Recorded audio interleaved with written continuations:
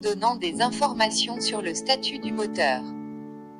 Des touches permettent à l'utilisateur de mettre en œuvre les variateurs Schneider pour des applications simples. Comment tester rapidement un variateur avec l'interface? Des ports d'entrée ou sortie sont souvent fournis pour connecter d'autres périphériques, signaux. Un port par exemple série sert à configurer le contrôleur à partir d'un ordinateur 6, 17, 18. Cadran de fonctionnement d'un moteur asynchrone modifié. Cadran d'un moteur asynchrone. Les moteurs asynchrones peuvent fonctionner de 4 manières différentes, appelé cadran est défini comme suit, 19. Cadran 1 en, moteur sans avant. Le moteur tourne dans le sans avant, c'est-à-dire celui de la fréquence du réseau. Le couple est positif, autrement dit le moteur fournit du couple rotor. Cadran 2 en, frein ou générateur sans arrière. Le moteur tourne dans le sans arrière, le couple est négatif. Cadran 3 en, moteur sans arrière. Le moteur tourne dans le sens opposé à celui de la fréquence du réseau. Le couple est positif. Cadran 4 en, frein ou générateur sans avant. Le moteur tourne dans le sens avant, mais le couple est négatif, le moteur freine le rotor. Les variateurs de fréquence peuvent, selon les cas, être construits pour autoriser le fonctionnement dans 1, 2 ou 4 cadrans. Dans le premier cas, seul le cadran 1 est géré. Un freinage n'est possible que par l'adjonction d'une résistance absorbant le courant généré par le moteur. Le freinage n'est pas piloté. Les ventilateurs ou les pompes centrifugeuses utilisent ce genre de fonctionnement. Si les cadrans 1 et 2 sont gérés, le moteur peut accélérer et freiner en inversant le sens de rotation. Si les cadrans 1 et 4 sont gérés, le moteur peut accélérer et freiner en sens avant. Les dispositifs 4 cadrans gèrent tous les cas possibles. Démarrage et arrête modifié. Afin d'éviter de forts courants d'enclenchement au démarrage des moteurs, les variateurs de fréquence appliquent tout d'abord une fréquence et une tension faible au moteur. Elles sont ensuite augmentées progressivement. Les méthodes de démarrage permettent typiquement au moteur de développer 150% de son couple nominal tout en limitant le courant à 50% de sa valeur nominale à faible vitesse. Un variateur de fréquence peut aussi être configuré afin de produire un couple de 150% de son nominal de la vitesse nulle à la vitesse nominale, 20. Cette configuration a cependant tendance à faire chauffer le moteur si la période de faible vitesse se prolonge. L'ajout de ventilateur est une option pour dissiper la chaleur produite. La séquence d'arrêt d'un moteur avec un variateur de fréquence est l'opposé de la séquence de démarrage. La fréquence et la tension sont diminuées progressivement. Quand la fréquence devient proche de 0, le moteur est arrêté. Un couple de freinage faible est alors appliqué pour que le moteur arrête de tourner en roue libre plus rapidement. Un circuit de freinage extérieur peut rendre le freinage plus rapide. Il est constitué de transistors et de résistances, il dissipe l'énergie contenue dans le circuit. Les variateurs de fréquence 4 cadrans peuvent également freiner le moteur en envoyant l'énergie dans le réseau électrique. Intérêt: différents types de variateurs de Vitesse modifiés. Topologies modifiées. Topologie d'un onduleur en source de tension. Topologie d'un onduleur en source de courant. Convertisseur à 6 pas I, tension phase terre dans le pont redresseur, II, tension phase dans le circuit intermédiaire, tension à la sortie de l'onduleur, le courant étant pointillé. Convertisseur à matrice directe. Convertisseur à cascade hyposynchrone. Les variateurs de vitesse peuvent être classés selon leur topologie, c'est-à-dire les relations entre leurs différents éléments, 28. Onduleur en source de tension, voire si contre, la tension continue sortant du pont redresseur est lissée à l'aide d'une capacité. L'onduleur utilise généralement la modulation de largeur d'impulsion sur la tension. Onduleur en source de courant, voire si contre, le courant continu sortant du pont redresseur est lissé à l'aide d'une bobine. L'onduleur utilise soit la modulation de largeur d'impulsion sur le courant ou un convertisseur à 6 pas. Convertisseur à 6 pas, voire 6 contre, 29, globalement obsolètes, les convertisseurs à 6 pas peuvent être utilisés en source de tension ou de courant. On parle parfois d'onduleur à tension variable ou d'onduleur à modulation d'amplitude PAM 30, de Square Wave Drive ou de DC. Chopper Inverter Drive 31. La tension continue sortant du redresseur est lissée grâce à une capacité, des bobines sont également connectées en série.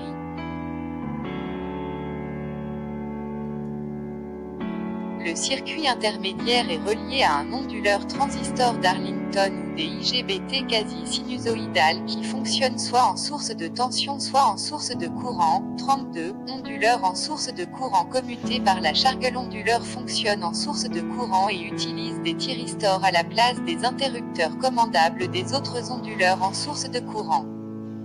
La commutation des thyristors est assurée par la charge. Ce circuit est connecté à une machine synchrone surexcitée. Convertisseurs à matrice ou cycloconvertisseurs, voire 6 contre, ce sont des convertisseurs AC-AC qui n'ont pas de circuit intermédiaire. Ils se comportent comme une source de courant triphasé et utilisent 3 ponts triphasés de thyristors, ou d'IGBT dans le cas des convertisseurs à matrice, connectés de manière antiparallèle. Chaque phase du cyclomoteur convertit la tension à la fréquence du réseau en une tension à fréquence variable. À cascade hyposynchrone onduleur prend de la puissance dans le rotor pour la renvoyer dans le réseau AC. Le glissement s'en trouve augmenté. La vitesse du moteur est commandée par le courant continu. Méthode de commande est modifiée. Article connexe, transformé de Park et transformé de Clark. La plupart des variateurs de vitesse utilisent une des 3 méthodes de commande suivantes. 33. Commande scalaire, aussi dite UHZ, associée à une modulation de largeur d'impulsion. Commande vectorielle, associée à une modulation de largeur d'impulsion. Commande directe du couple. Type de charge modifiée. Les variateurs de vitesse sont aussi caractérisés par le type de charge auquel ils sont connectés. Couple variable, par exemple les pompes ou les ventilateurs. Couple constant. Puissance constante, comme pour les machines-outils ou les tractions.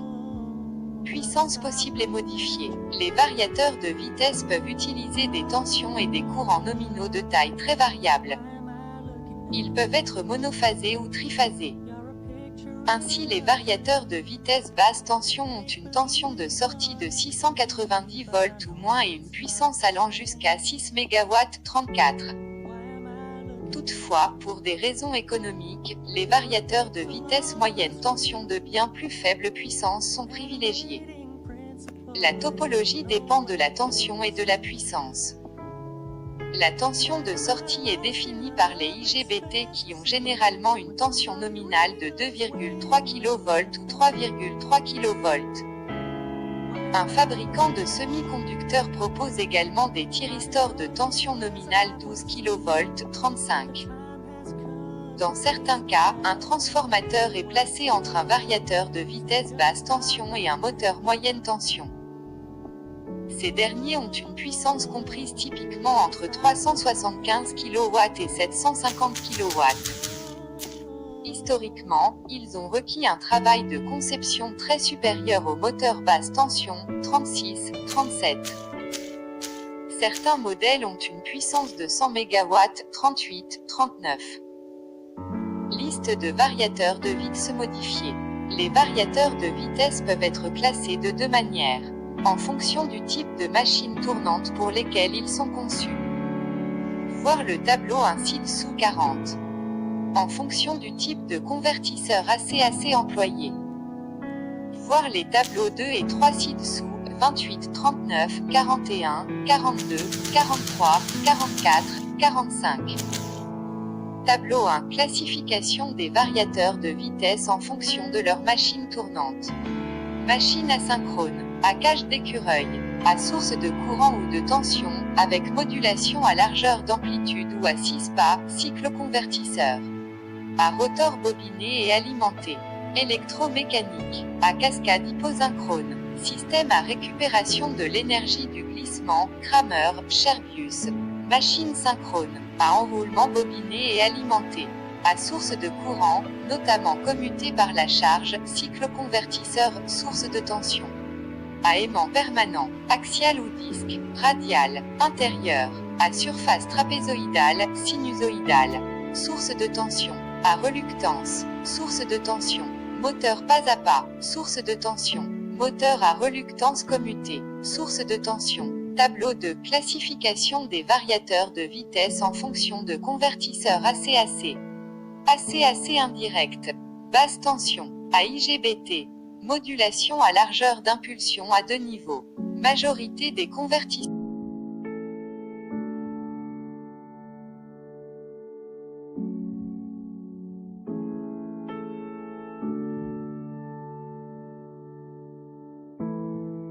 Comment mettre en œuvre les variateurs Schneider pour des applications simples. Comment tester rapidement un variateur. Ce test peut servir de première phase lors d'une mise en service plus complexe. Cette fiche considère que les paramètres sont en réglage usine, KD1 produit 9 sorties carton. Le moteur à entraîner est un moteur à cage D écureuil classique 50 Hz et non un moteur synchrone ou à bague. Le moteur à entraîner est du même calibre que le moteur. Le metteur en service sait utiliser le terminal graphique ou de l'afficheur. Validation, arborescence, sommaire 1. Comment accéder au variateur ATV 600 par webserver. Retour au réglage usine. Quelques paramétrages indispensables à connaître. Point. 3.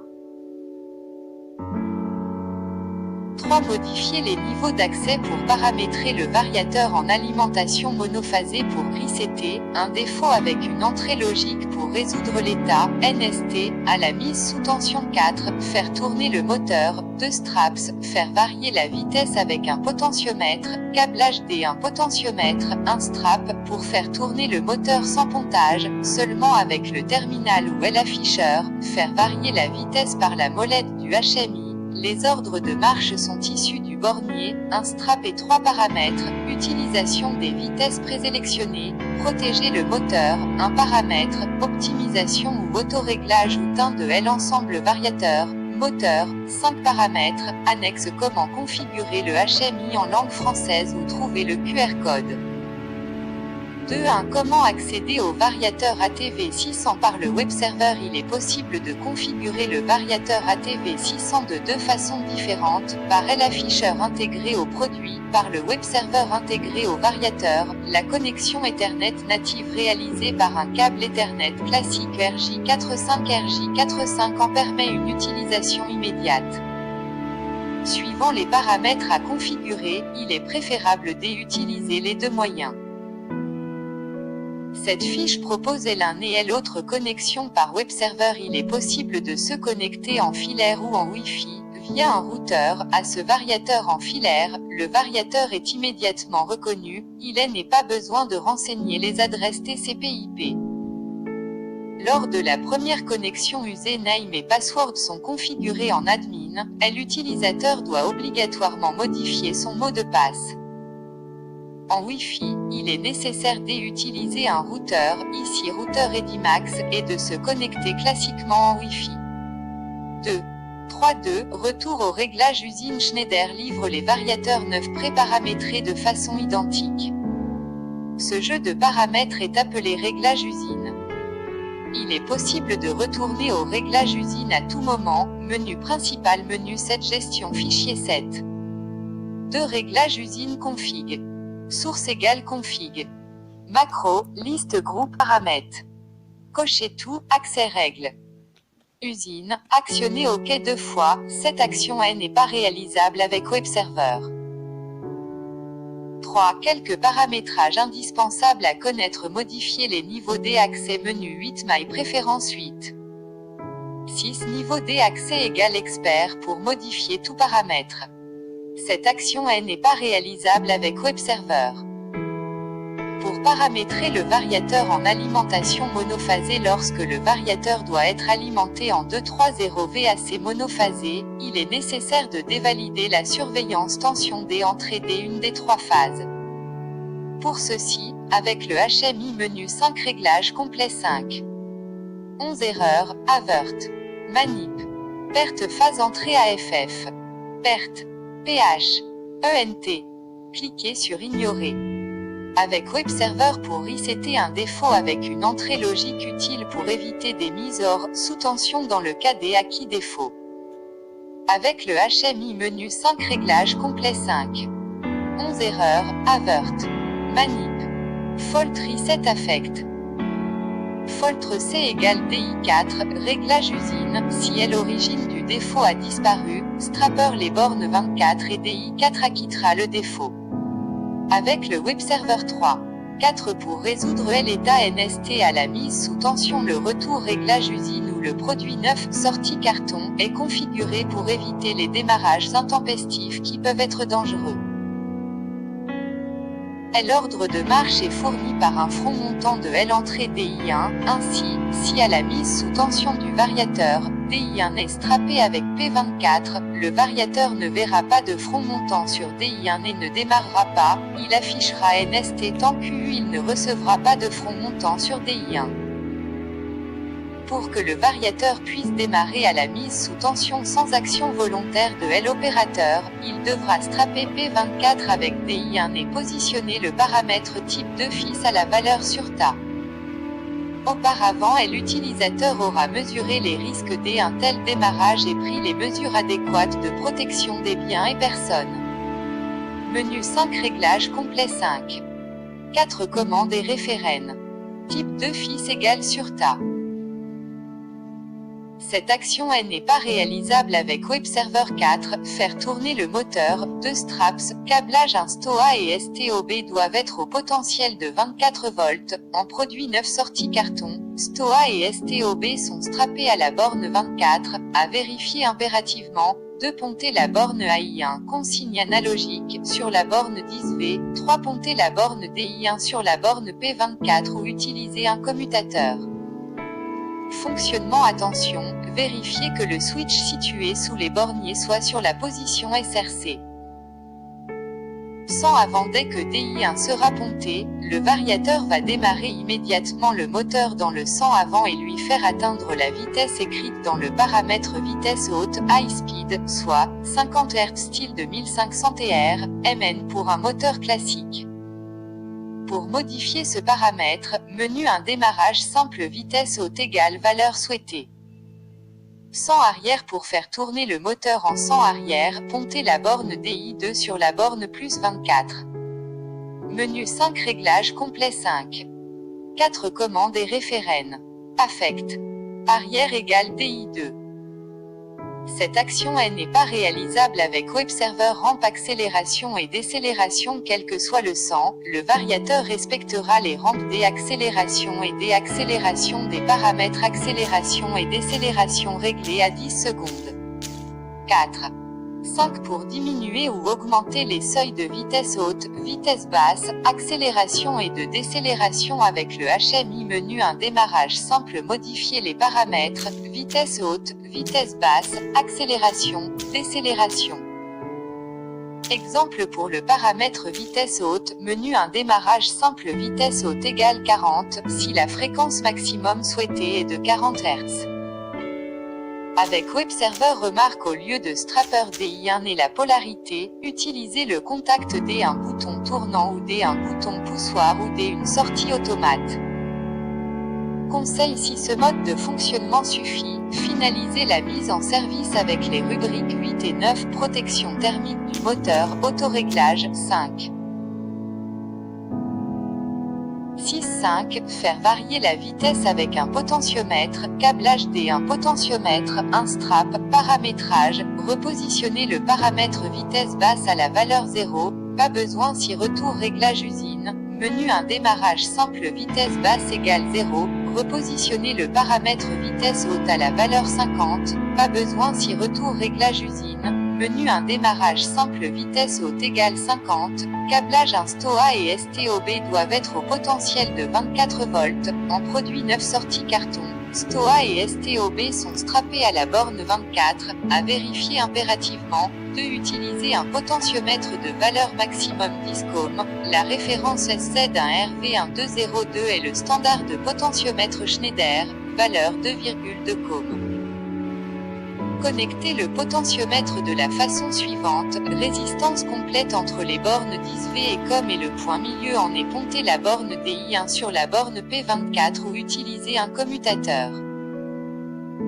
Fonctionnement: dès que DI1 sera ponté, le variateur va démarrer immédiatement le moteur dans le sens avant et lui faire atteindre la vitesse définie par l'entrée analogique 0 à 10V correspondant à 0-50 Hz. Le variateur démarre en suivant les rampes d'accélération et de décélération, il atteint la consigne de vitesse déterminée par le potentiomètre. L'opérateur peut alors faire évoluer très aisément la consigne vitesse.